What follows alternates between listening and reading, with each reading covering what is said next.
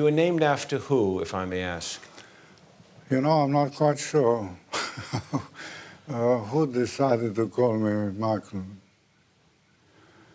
Maybe it came from Mihai maybe not, I don't know. I see, I see. But they thought, my mother told me that many years later, they thought that called me Ferdinand, or that would sound a bit queer, didn't fit in with the rest of the family, I don't know, something of that kind. I remember you mentioned once that you were at a special school, that your father had organized a school that had students from all over the country. I don't remember the date exactly. It must have been 1930, late 31, or 32 maybe. That is when he made this special school. I must say, for that part of it, I was really very grateful for him, because the idea of it was to have a number of young boys to join me. We started with about 12, each one from a different social class, let's say. We had some that were industrialist sons, right down to simple peasants. One of them was the son of a train mechanic. So that gave me a good feeling of what these different parts of the country, each one from a different part of the country. I see. So it gave me quite a good understanding of the way these young boys felt and the way they thought. We were exactly the same, no privilege whatsoever between us. Even if I happened to be, I'd say, different than them, but that didn't come into it at all. We were all on the same level. As far as the teachers were and the way each one of us behaved with each other, it was all the same thing. I went out there in about 1926 or thereabouts, when I was 5 or 6 years old, and he was the same age. And I think the idea was that I would be a sort of companion for him. We went to Mihai. In those days, it was just the one villa on the shore. And the whole of the beach there was empty. There was nobody there. We had ponies, and he rode up and down it. And we went up to Sinai. I remember going up there in the mountains, and then a short time in Bucharest itself. I wanted to ask you, your mother's qualities, and we'll talk about those, but what would you say on your father's side were his strengths and weaknesses and his particular qualities as well? That's a rather long story in a way, but not very pleasant. Right. The strength I got was actually from my mother. I see. Because, you know, at that age, between 6 and 10 years old, you don't know every little thing that's going on in the background. Right. But you have a sort of, how shall I put it, like an animal instinct, if you can call it that.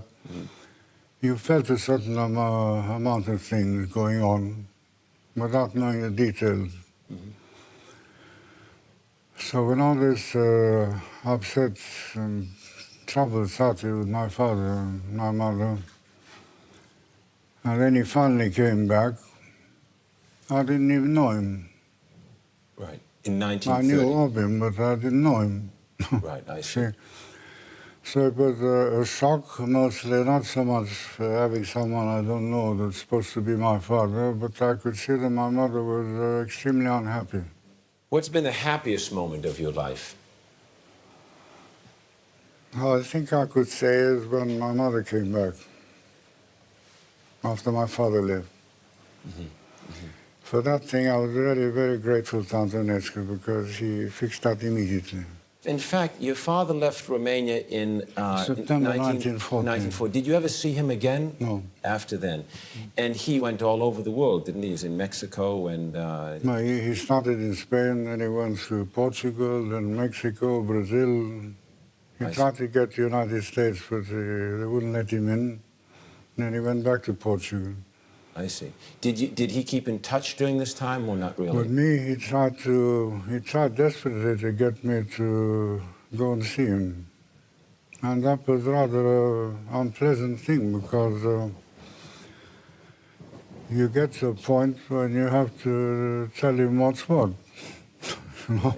The relationship with Antonescu is a bit of a journey, obviously, between the time in 1940 when I suppose you started to interact with him, although it was quite limited from what you're describing. He kept running the government and kept you somewhat isolated. Reminds me almost a little bit about what you were saying about your father.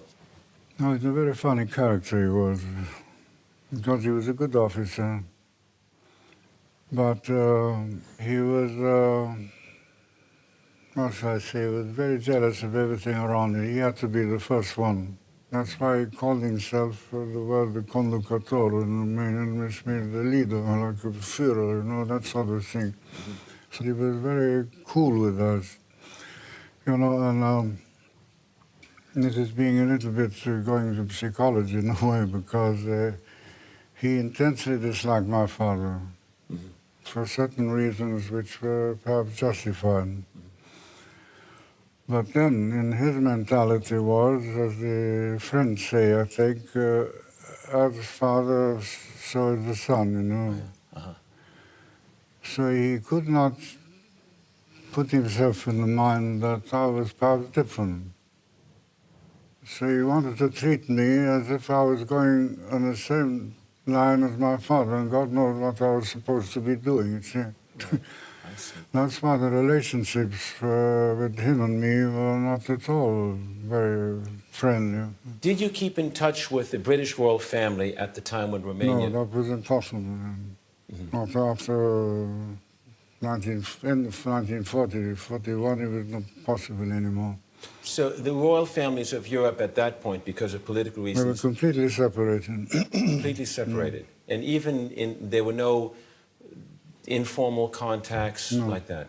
I see. Did you feel, in a way, betrayed? Because I hear you're saying that you risked your life on August 23rd. You took a huge gamble. But when you step back and think that you risked your life to ally yourself to an ally whom, in fact, had already sold the country down the river, what do you say to that? All through this period from 44 to 47, we were extremely unhappy. I don't say you could be hurt, but we were very unhappy and very disappointed, because we were really hoping, sincerely hoping, that the United States and Great Britain would do something to try and stop the Russians from doing what they did. And American and British missions that I had contact with here, they were to a certain degree also in despair, because they saw exactly what is happening. He was let down, and I think he was quite right to believe that, but I think he was also look at the other side and realize there is a limit to what, in negotiating with Stalin, what you could get away with. Even though the Allies were winning the war, they couldn't very well tell Stalin, you're not going to have Romania if he wanted it. Because were we going to go to war again over Romania? I mean, it's not really practical. I mean, nobody would have stood for it. So I think Romania was very unlucky in the sense that it happened to be a bargaining counter at that time. You were invited to a very significant wedding in the fall of 47. Yes, I got an official invitation from King George through the British mission to come to the wedding of Queen Elizabeth. So you went to the wedding in November of 1947, and there was at least one good event at this time in your life, I suspect.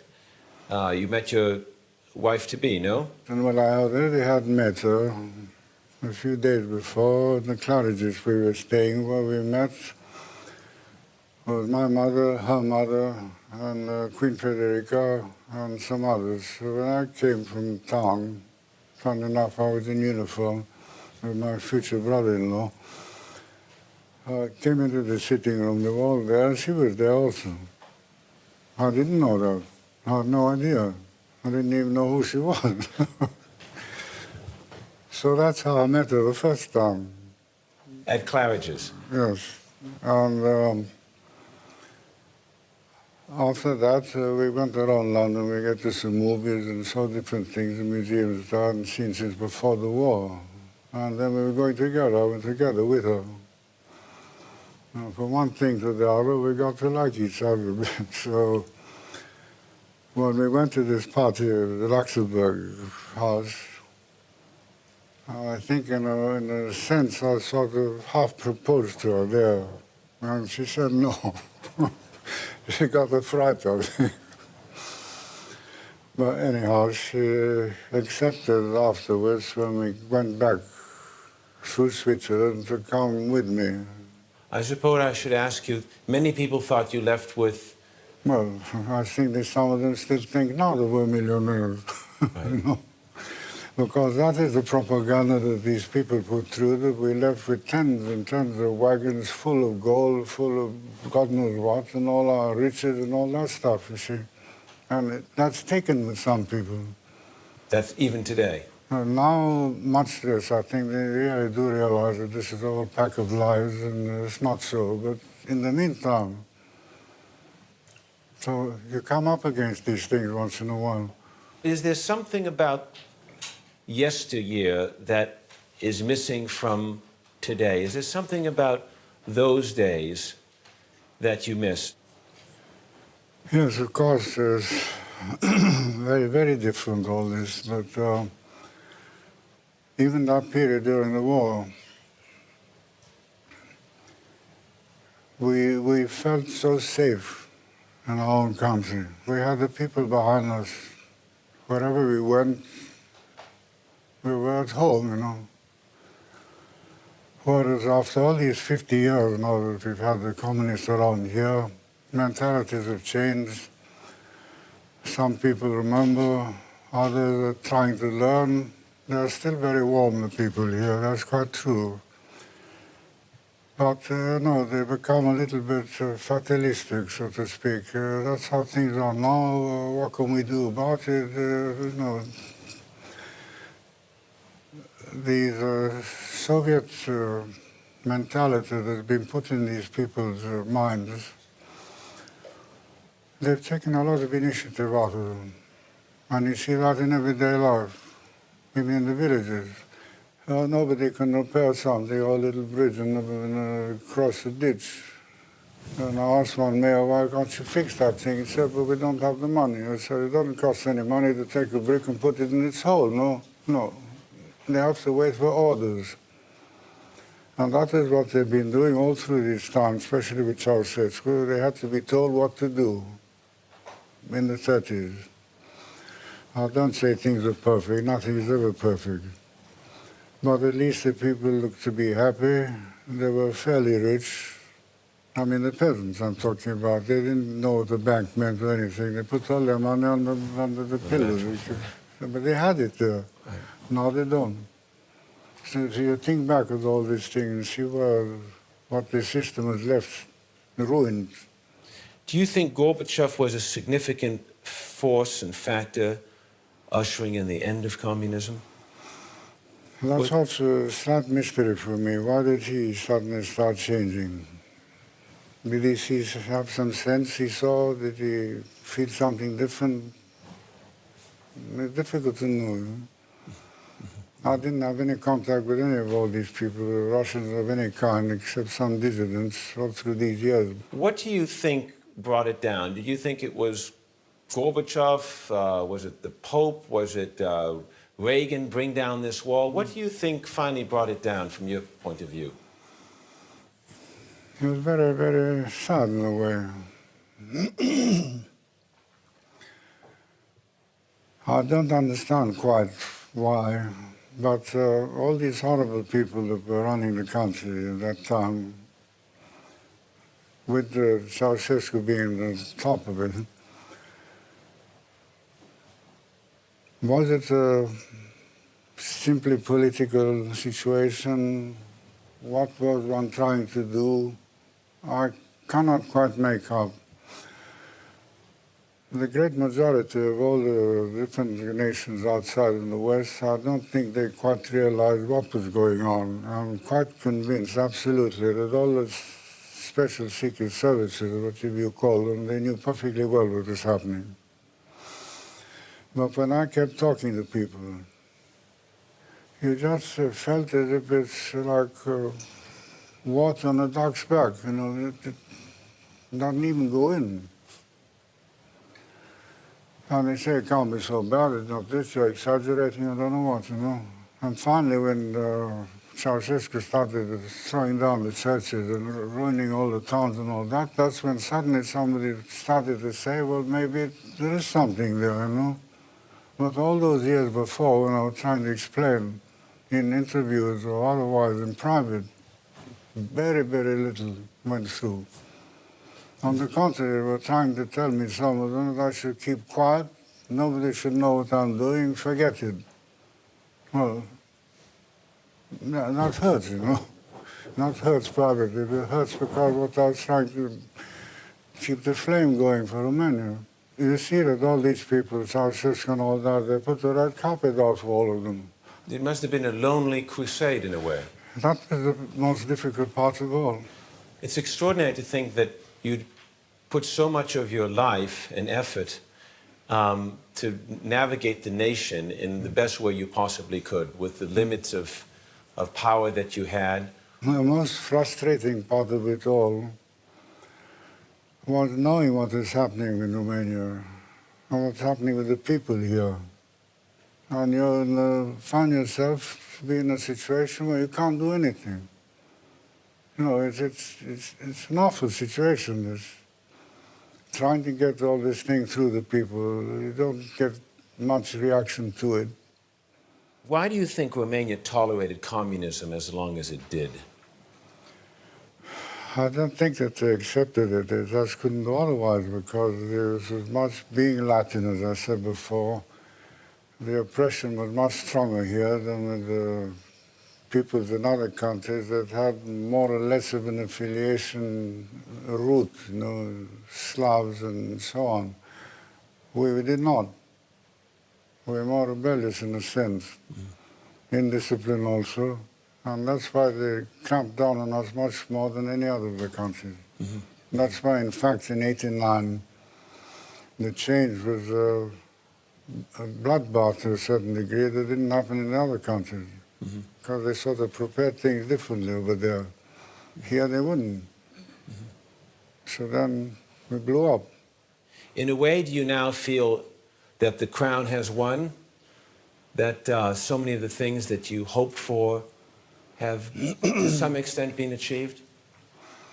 Well, for the last few years at least, I think it's beginning to have a better understanding among some of the people of a little bit what we did and what perhaps what it means. But it still takes time, you know. You know, 50 years of Soviet influence, when you compare it to how Romania progressed, it took many generations. Carol I, when he modernized Romania, he there reigned for 46, 48 years and brought it. These people, in a matter of no time, they destroyed the whole lot, everything.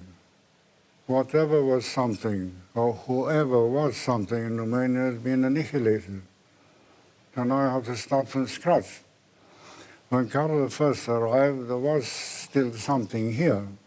They had some politicians, they had people that had the proper feeling for the nation, patriotically speaking. All this has been wiped out.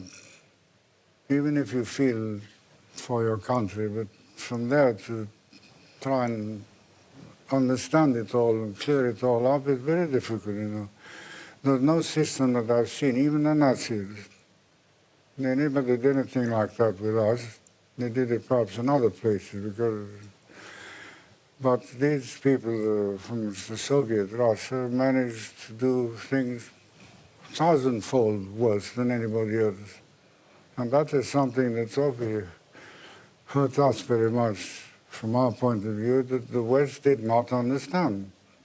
The internal damage. They understood it was bad, but not to the extent Well, it's all this thing which we were saying now with this 50 years of cunningness, the way they infiltrate people, the way they search people's families and things. It's beyond imagination for some people, you know. How long, do you have any idea how long something like this takes to cure? Does it take a generation, 2 generations, or what's your thought on that? Well, I think it all depends very much of the people that follow all this. You can't do this and just clap your hands and press a button and finish. You know, this is another thing that I've seen. People don't understand in the West because we always talk about democracy. Democracy up and down all over the place. That is what we want to get to. The United States, let's say, it's, compared to others, it's a young nation. They've managed to build their democracy as years went by from the very beginning, after the Civil War and everything. Europe didn't have exactly democracy before, but anyhow, it existed more than in our parts, with all the barbarian invasions and all that we had, and then this is the worst one. You can't expect here or anywhere else of a country that's been in this situation to suddenly say, well, now we've got democracy. It doesn't exist. You said in the 2003 address to the Romanian people, you said the biggest enemy of Romania remains our internal divisions. What did you mean by that?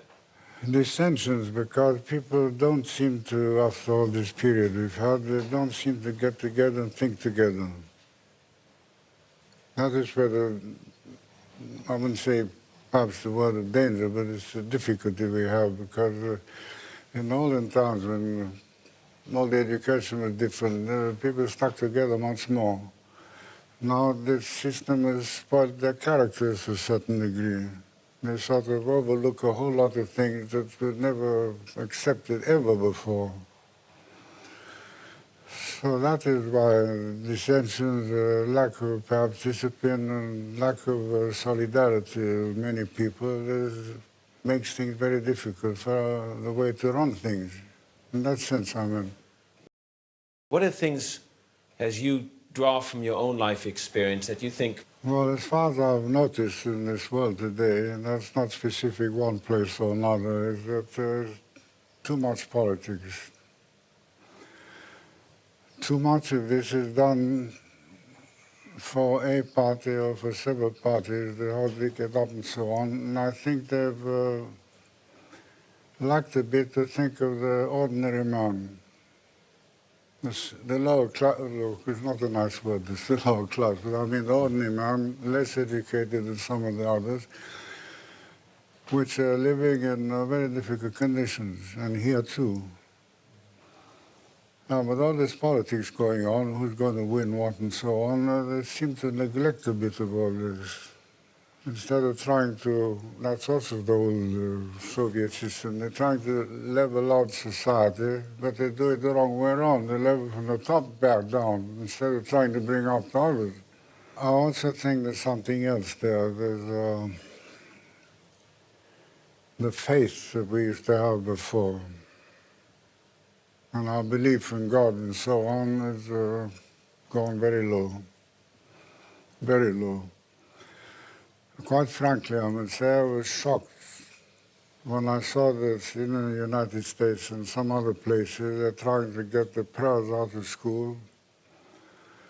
Although it says in God we trust, and then you see other things saying we must keep that aside, we can't put it because it's anti-constitutional and so on, all the rest. I remember in my school when we were doing that, every single morning we started with saying the prayer Our Father. No matter, and we had, of course, the majority were Orthodox, simple people, some were higher up. We had a Saxon who was Lutheran. We had a Hungarian which was Calvinist, and one, I think, other was a Catholic. Well, that didn't come into it. The Lord's Prayer is the Lord's Prayer for everybody. See, we don't distinguish between this thing. So I feel if people will have a little more depth in their belief in Christianity, maybe things would be a bit different. Because some people didn't like this, what I've said sometimes. I talked to some of the priests, and you have people that are Christians, or supposedly Christian. It's quite true that churches are filled up here in countries like this around here. But they go to church, they listen to the service and so on, and then they come out and do the same thing as before. At the difficult moments in your life, did you pray to God in particular? Well, that was also inspired, brought into me from my mother, because she was a deep Christian, the same thing as King Paul of Greece, which was, for me was one of my most appreciated uncles of all. He was not, how shall I say, a church-goer just to go to church, to show himself around. He was deeply Christian in his heart and his soul. My mother, the same thing, and that is what was put into me. Because I realized so much when you get to a certain position and some of your ideas or ideals been destroyed or spoiled by circumstances, if you don't have something to rely on, like belief in God and Jesus, no, God, what's left? Nothing left. You go to pieces with it. What do you think is the best advice you've passed along to your daughter? Well, the thing that kept me going, besides my mother, was this belief in Christianity and God and the prayers. Because that is something I think should be vital in anybody's life. And unfortunately, you see it rather slipping too much. You mentioned about how politicians, there's too much politics in the world today. What do you think kings have that presidents don't, or prime ministers don't? I think one fairly simple thing is that, let me put it like that, if God has put us in a certain position to be born in a certain way, in a certain place, it's for life. Whereas the president, no matter how good and how exceptional he is, he's a party man. And it's every so many years he gets changed or elected or so on. We don't have these problems. We're there for life. And at least what we should do is to keep a continuity, no matter who comes in the government or the rest. But it's not exactly like a referee, but to a certain degree, you see. When a referee sees that something doesn't go well, he takes a whistle and blows it. He doesn't let it just go to pieces. No, that's what you're there for. And the notion of a constitutional monarchy, or a monarch playing a role like in Spain or England or elsewhere, is that such a bad idea for Romania? Well, we had it and it worked. There I might add one thing, that our constitution that was proclaimed by my grandfather in 1923 was taken as a model from Belgium. Now, many of the things in the Belgian one and ours are the same, except for a few specifics. Now, there's one specification in ours, like in Belgium, it says that the king names and revokes his ministers. Whereas in other places, what they think democratic is that the parliament or somebody else should elect these people, no matter who they are, what the quality is. They just have to be. Whereas we could select. You can't just take anybody off the street and put him in there's a certain selection to have a minimum of guarantees that your government is going to work properly. But that doesn't mean that you can interfere in everyday life, no. That's not our job. But our job is, in a way, to keep things going properly. Do you regret when you... to look after the smaller people also.